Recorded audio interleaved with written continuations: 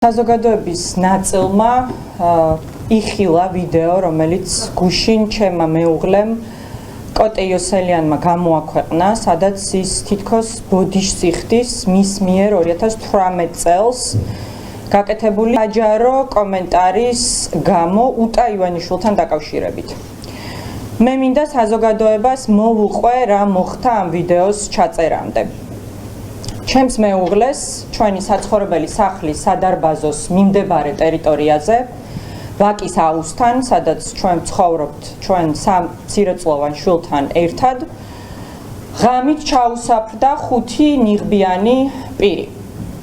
მას ეს 5 ნიღბიანი პირი თავს დაესხა, თუმცა მძიმე ფიზიკური დაზიანებების მიყენება მათ ვერ შეძლეს. ამ ფიზიკური დაპირისპირების შედეგად ჩემი მეუღლე ჩასვეს მანქანაში, მას აუხვიეს თვალები და თვალებ ახვეული და ხელებ შეკრული გაიტაცეს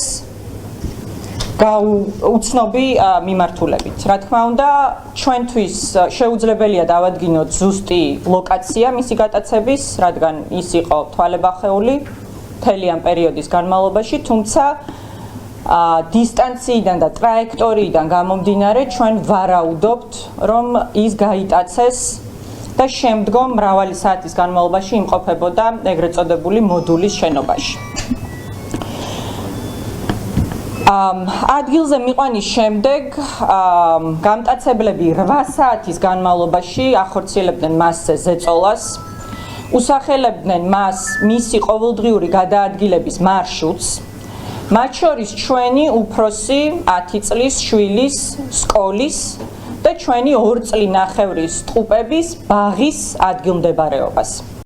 მთელი ამ პერიოდის განმავლობაში მასზე ხორციელდებოდა ზეწოლა და მუქარა და მას ემუქრებოდნენ კონკრეტულად ბავშვების უსაფრთხოებით. მიუხედავად იმისა, რომ მე ბუნებრივია მთელი ღამის განმავლობაში ვცდილობდი ჩემს მეუღლესთან დაკავშირებას, მას არ აძლევდნენ თავის პირად ტელეფონთან წვდომას.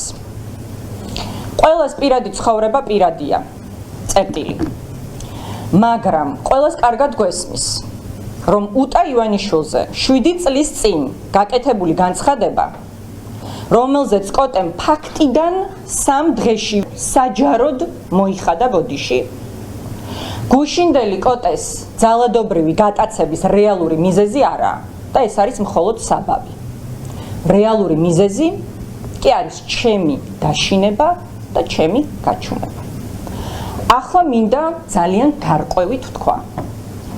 ბიძინა ივანიშვილის, მისი ყველა ოჯახის წევრის, კოტეს გამტაცებლების და გატაცების დამკვეთების, მათ შორის გელა გელაძის, რომელიც როგორც მეუბნებიან, მე როდესაც ამერიკის შეერთებულ შტატებში პოლიტიკურ მეცნიერებას ვსწავლობდი, ვანო მერაბიშვილის ყურმოჭრილი მონა იყო, ყველას გასაგონად მინდა გარკვევით ვთქვა. არ მეშინია, არ გავჩუმდები და ვიბრძოლებ თქვენი ძალადობრივი, მოღალატეობრივი რეჟიმის დემონტაჟისთვის.